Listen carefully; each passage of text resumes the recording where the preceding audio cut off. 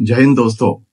हाल ही में पुणे की एक सभा में वंचित बहुजन आघाड़ी के राष्ट्रीय अध्यक्ष प्रकाश अंबेडकर जी ने यह कहा कि महाराष्ट्र के मुसलमानों को लोकसभा चुनाव में कम से कम 3 जगहों पर टिकट दी जानी चाहिए।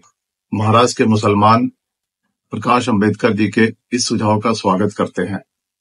मेरा मानना है कि मुसलमानों की आबादी महाराष्ट्र में लगभग 12% है और यहाँ पे लोकसभा की 48 सीटें हैं।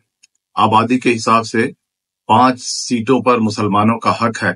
अगर 5 सीटें नहीं मिलती हैं तो कम से कम 3 सीटें मिलनी चाहिए। मैंने हाल ही में एक किताब लिखी है, absent in politics and power, political exclusion of Indian Muslims. इसमें चैप्टर नंबर 3 में मैंने ये दिखाया है कि महाराष्ट्र की कुछ सीटें हैं जहां पे मुसलमानों की बहुलता है, जैसे धुले मालेगांव, औरंगाबाद, नांदेड़, अकोला, भिवंडी और मुंबई की 5 या 6 सीटें। मुझे लगता है कि मुसलमानों को उनकी आबादी के हिसाब से टिकट मिलनी चाहिए।